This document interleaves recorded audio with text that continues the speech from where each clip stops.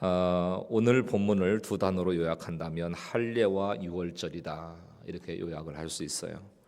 할례를 행하고 유월절을 지킨 장소는 길갈인데, 길갈은 굴러가다, 이런 이제 뜻이 있고요. 애굽의 종으로 살았던 이스라엘 백성의 수치를 굴러가게 했다라고 하는 기념비적인 장소가 길갈이라고 하는 장소입니다. 사실 우리가 인생을 살아가면서 누구나가 내 인생 가운데서 수치가 굴러가기를 원하잖아요. 내 인생의 어두운 그늘, 내 인생에 정말 피할 수만 있었다면 피하고 싶었던, 그리고 내 기억에서 완전히 지워버리고 싶은 이런 수치와 또 정말 이제 힘겨운 이런 굴레들이 우리에게 있을 수 있습니다. 그래서 수많은 사람들은 이것을 성공으로 굴려보려고 하기도 하고, 또 자녀를 잘 키워가지고 대리만족 내지는 또 그런 이제 과시를 통해서 내 수치를 굴려보고 싶어 하기도 하고, 또 어떤 사람은 외모나 학벌이나 이기고 잘난 것으로, 또 능력 있는 것으로 그 수치를 굴려보려고 합니다. 그런데 오늘 성경에 나타난 길갈의 수치가 굴러가는 것은 전혀 다른 얘기를 하고 있어요. 외모나 학벌도 아니고, 자식들을 통해서도 아니고, 또 성공도 아니고, 이기고 잘난 것도 아니라 바로 할례와 유월절을 통해서 수치가 굴러간다, 이렇게 이제 말씀을 하고 있는 거죠. 그래서 오늘 말씀을 통해서 나의 수치를 하나님께서 어떻게 굴러가게 하시고 어떻게 물러가게 하시는가, 이런 부분들은 이제 몇 가지만 함께 말씀을 통해서 보겠습니다. 1절을 보니까 요단 서쪽의 아모리 사람들의 모든 왕들과 해변의 가나안 사람의 모든 왕들이 여호와께서 요단물을 이스라엘 자손들 앞에서 말리시고 우리를 건너게 하셨음을 듣고 마음이 녹았고 이스라엘 자손들 때문에 정신을 잃었더라, 이렇게 말씀합니다. 이스라엘 백성이 도저히 자신들의 방법과 힘을 가지고는 건널 수 없었을 것 같았던 이 요단강을 마른 땅처럼 건너간 거예요. 그러자 요단 서쪽의 모든 왕들과 해변의 가나안의 모든 사람의 모든 왕들이 이 소식을 듣고 어떻게 되냐면 마음이 녹았고 이스라엘 자손들 때문에 정신을 잃었다, 이렇게 얘기하거든요. 그러니까 듣고 녹고 정신을 잃었다, 이렇게 얘기합니다. 근데 사실 이 땅에서의 삶이 전부인 사람에게는 이 듣고 녹고 정신을 잃는 사건들이 연속해서 일어납니다. 이 땅이 전부인 사람들. 그러니까 누가 나보다 잘 되고 나보다 나아지고 누가 나를 이기면 그 소식을 듣고는 마음이 녹고 정신을 잃어요. 더구나 이거는 절대 될 수 없어, 불가능한 일이야, 이렇게 생각했던 것이라면 충격은 더 크죠. 저 사람이 저렇게 될 리는 없어, 저 사람이 저기까지 올라갈 수는 없어, 이렇게 생각했던 사람이 그렇게 됐을 때, 왜냐하면 분명 내가 더 잘난 줄 알았거든요. 내가 더 능력 있는 줄 알고 나보다 못하다고 생각한 그 사람이 나중에 보니까 연애도 잘하지, 결혼도 잘하지, 사업도 잘하지, 돈도 잘 벌지. 또 이제 어떤 집 아들을 보니까 아유 저 집 아들은 어쩌냐, 이렇게 이제 혀를 차면서 했는데 나중에 보니까 그럴 리가 없다고 생각한 우리 아들은 되는 일이 없고 저 집 아들은 되는 것만 있는 거예요. 그러면 그 소식을 듣고 마음이 녹고 정신을 잃는 인들이 얼마나 많은지 몰라요. 우리 인생 가운데 너무너무 많은 겁니다. 그런데 이 땅에서의 삶이 전부가 아닌 사람들이 누굽니까? 믿음의 사람이죠. 이 땅의 삶이 전부가 아니다. 우리는 우리의 진짜 삶이라고 하는 것은, 진짜 인생이라고 하는 것은 죽음 이후에 하나님의 나라에서 시작된다. 이걸 믿고 바라보고 살아가는 믿음의 사람도 이런 일들에 대해서는 예외가 아닌 것 같아요. 오히려 내가 바라던 믿음, 정성, 섬김, 봉사가 쌓여가지고 어떤 때는 더 마음이 녹고 완전히 정신을 잃을 수도 있어요. 내가 얼마나 충성했는데, 내가 얼마나 기도했는데, 내가 얼마나 희생했는데, 이게 뭐냐? 자, 보시자고요. 이스라엘 백성이 하나님의 놀라운 기적으로 건널 수 없는 강인 요단을 건넜습니다. 이 소식은 라합 같은 기생에게는 마음이 높고 정신을 잃을 소식이 아니고 나를 살리는 복음으로 들렸을 거예요. 이건 나를 살리는 복음입니다. 왜냐하면 이 땅에서 천국을 소유한 사람은 천국 백성이 늘어나는 것에 대해서 기뻐하는 하나님의 마음을 갖기 때문인데, 그러니까 하나님의 백성이 잘되고 잘되는 소식이 복음으로 들려야 된다는 거죠. 그게 믿음인 거죠. 그 일이 마음이 높고 정신을 잃을 일이 아니라는 겁니다. 한번 생각해 보세요. 나는 어떤 소식을 들으면 마음이 높고 정신을 잃습니까? 어떤 소식을 들으면. 그리고 믿음의 가족들이 잘되고 잘되는 소식에 진심으로 기뻐하는 삶을 살고 있느냐. 이것 때문에 마음이 높고 정신을 잃는 그런 모습이 아니고. 자, 2절 말씀은 그때로 시작을 해요. 그때. 요단강을 건넌 이스라엘 소식으로 아모리와 가나안 모든 왕들이 마음이 높고 정신을 잃을 그때라는 얘기죠. 그때.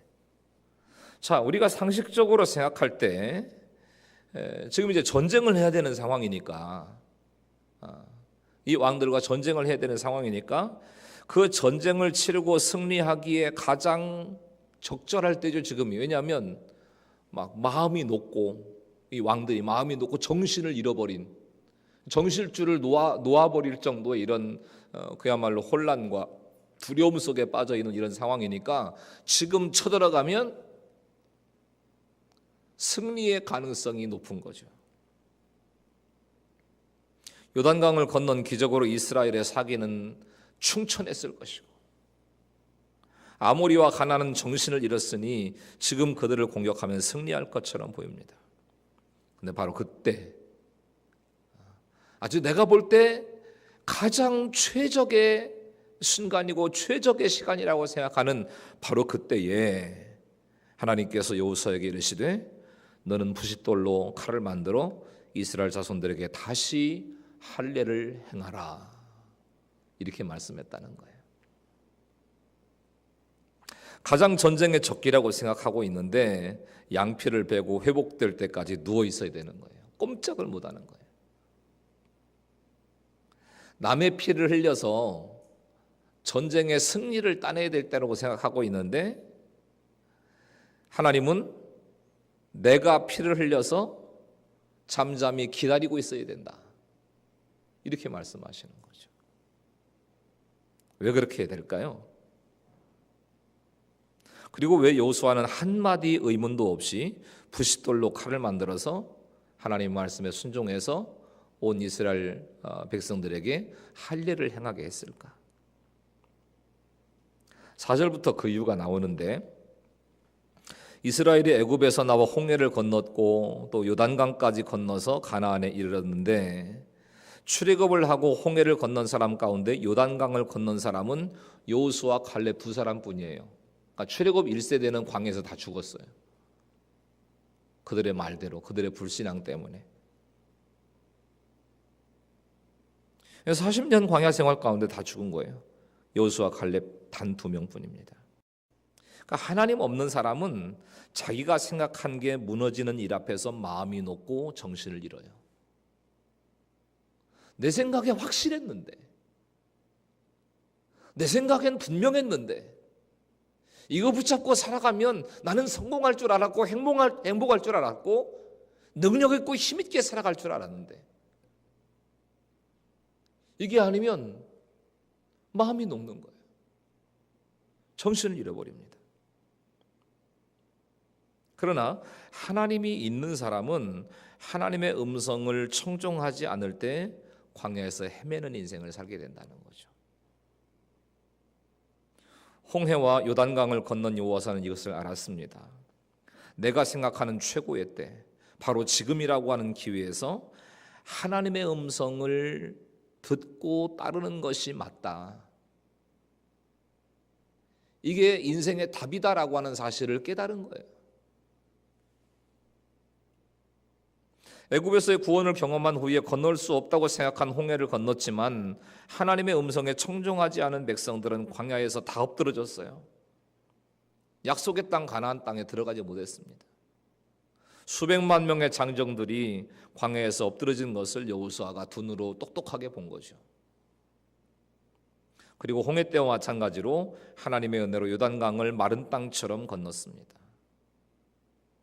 여호수아는 그때 임하신 하나님의 말씀에 지금은 전쟁을 치러야 될 절호의 찬스입니다. 이렇게 얘기한 것이 아니라 이 백성이 할례 없는 자가 되었구나라고 하는 하나님의 생각을 갖게 된 거예요.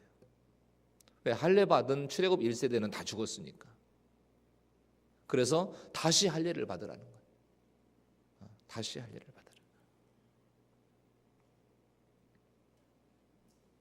이렇게 내 생각을 포기하고 하나님의 생각을 하니까 9절 말씀에서 하나님께서 놀라운 말씀을 주십니다. 9절 말씀 같이 읽겠습니다. 시작. 여호와께서 여호수아에게 이르시되 내가 오늘 애굽의 수치를 너희에게서 떠나가게 하였다 하셨으므로 그곳 이름을 오늘까지 길갈이라 하느니라. 그러니까 내가 죽어지는 적용, 피를 흘리는 순종, 그리고 말씀에 의한 기다림이 애굽의 수치가 떠나가는 은혜를 가져다 줬다는 거예요.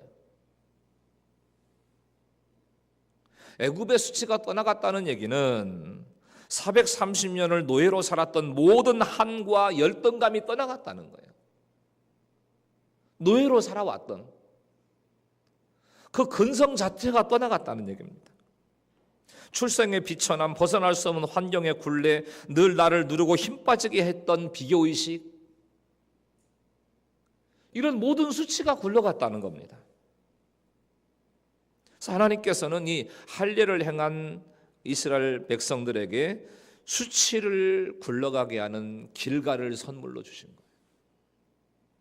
내 인생의 모든 수치, 모든 연약함. 그러니까 지금 내 생각에는 반드시 이 일을 해야 되겠다는 그때, 지금이 최적의 순간이다. 이렇게 생각이 들 때 나는 과연 하나님의 음성을 청종하고 있는가? 내 계산만 하고 또 내 생각만 하고 내 판단으로 모든 것을 다 결정하면서 하나님이 왜 나를 안 도와주시냐고, 하나님이 왜 동행해 주시지 않느냐고 그렇게 원망하고 불평하고 있지는 않는가? 생각해 보셔야 된다는 거예요. 바로 전쟁을 수행하기 위한 최적의 때라고 생각했지만 하나님께서는 이 백성들에게 다시 할례를 행해라 이렇게 말씀하셨다는 거죠. 이처럼 이스라엘 백성들이 할례를 행했듯이 내가 죽어지는 적용, 피를 흘리는 순종, 말씀에 의해서 기다려야 될 것들이 뭐가 있을까를 한번 생각해 보셔야 되는 거예요. 급하게 먹으면 체하십니다. 잘 생각하시고 기도하시고 하나님의 말씀을 청종하시는 일이 필요해요. 자, 이렇게 길갈에서 할례를 행한 백성들은 길갈에서 유월절을 지킵니다. 11절에 유월절을 지키는 이튿날에 그 땅에 소산을 먹었다 이렇게 말씀하는데, 할례의 순종을 행하고 유월절에 예배를 회복하니까 육적인 필요도 채우시는 하나님을 경험했다는 거죠. 왜냐하면 유월절을 지키는 이튿날에 그 땅에 소산을 먹었다니까. 자, 이스라엘 이때 인구가 상당했을 텐데요, 이미 농사를 지었던 게 아니에요. 경작도 하지 않은 땅에서 백성이 그곳에 소산을 먹고 살 수 있게 됐다라고 하는 얘기는 육적인 필요도 하나님께서 채우셨다는 얘기예요. 뭐가 회복되니까? 예배가 회복되니까. 영적인 삶이 회복되니까 육적인 삶도 회복시켜 주셨다는 거죠. 그 다음에 12절을 보면 그 땅의 소산을 먹은 다음 날 만나가 그치고 그 해부터 가나안 땅의 소출을 먹었다 이렇게 말씀을 합니다. 광야에서 만나의 기적으로 살아가던 백성들이 이제는 수치가 굴러간 은혜의 땅에서 수고한 후에 얻어지는 소출을 먹게 됐다는 거예요. 그러니까 할례를 향한 순종에 이어서 유월절이라고 하는 예배가 회복이 되니까 이제는 수치가 굴러간 자로 땅의 소출을 먹는 육의 회복까지 누리게 됐다는 것입니다. 지금의 상황이라고 하는 것은 대적들의 마음이 녹고 정신을 잃어버린 이런 상황이어서 전쟁을 하기에 적기처럼 보였다고 그랬어요. 그러나 하나님은 바로 그때에 할례를 명하십니다. 내가 죽어지는 적용, 그때 피를 흘리는 순종, 그리고 말씀에 의한 기다림을 요구하셨다는 거죠. 또 할례를 행했더니 전쟁 이전에 내가 생각하지 못했던 이스라엘 백성의 신분을 바꿔주십니다. 사람이 어떤 노력을 해도 바꿀 수 없는 출신, 430년을 종살이하며 살아왔는데, 노예로 살아왔는데 이걸 무슨 족보 세탁을 할 겁니까? 뭘 해서 없앨 거예요? 이건 없앨 수 있는 게 아니에요. 그리고 조상으로부터 내려오는 죄의 사슬에서 벗어날 수 없는 이런 상황들에 있었던 그들의 신분 자체를 바꿔주신 거예요. 새롭게 하셨습니다. 우리가 예수 그리스도를 믿어서 믿음의 적용과 순종과 기다림을 통해 언젠가 이 말씀이 내 인생을 해석해주면 이런 경험을 하게 된다는 거죠. 어떤 것으로도 해결되지 않았던 수치가 떠나가게 돼 있는 거예요. 하나님의 말씀을 청종하고 또 나를 죽이는 할례의 적용, 그리고 유월절을 지키는 예배의 회복, 이런 삶을 통해서 여러분 인생 가운데 지울 수 없었던, 해결할 수 없었던 이 모든 수치가 굴러가는 길갈의 은혜가 여러분 가운데 임할 수 있기를 예수님의 이름으로 간절히 축원합니다. 그때 하나님 안에서의 참된 평안과 안식을 누리게 되는 거예요. 그리고 자연스럽게 예배가 회복됩니다. 예배가 누가 시키지 않아도 내가 너무 기뻐서 예배를 드리는 거예요. 누가 산 예배를 드려라, 졸지 말아라, 자세를 똑바로 해라, 앞자리와 예배 드리라, 이런 잔소리 안 해도 이런 경험들이 있게 되면 자연히 앞으로 오게 돼 있어요. 너무 예배가 소중하게 느껴지는 거예요. 사모함으로. 또 이렇게 할례와 유월절을 지킨 이스라엘 백성에게는 그 땅의 소출을 먹는 육적인 회복도 주셨잖아요. 그러니까 말씀에 순종하고 예배를 회복한 사람들이 직장, 학교, 내가 있어야 될 자리에서 정직한 수고를 하고 땀을 흘리고 적용하고 노력한 대가로 얻는 것을 수많은 간증, 수많은 사례를 통해서 우리가 확인할 수 있는 거죠. 신분의 회복이 영적인 회복이라면 일하고 수고한 소출의 회복은 육적인 회복을 의미합니다. 그러니까 영적인 회복은 육적인 회복이 뒤따라온다는 것을 오늘 말씀을 통해서 보게 되는 거예요. 이게 성경의 원리입니다. 저도 이제 예배를 인도해야 되는 전문적인 사역자니까, 목사로 이제 살아가는 사람이니까 이 예배가 하나의 기능이에요. 기능. 어떤 때는. 그래서 부교역자로 부목사로 사역을 할 때는 일부 예배를 7시에 드렸는데요. 그때는 담임 목사가 눈치채지 못하도록 자는 시간이야. 눈 뜨고 자는 시간. 설교를 열심히 듣는 것처럼 눈 뜨고 자는 거예요. 나머지 사역이 막 너무 많이 있으니까.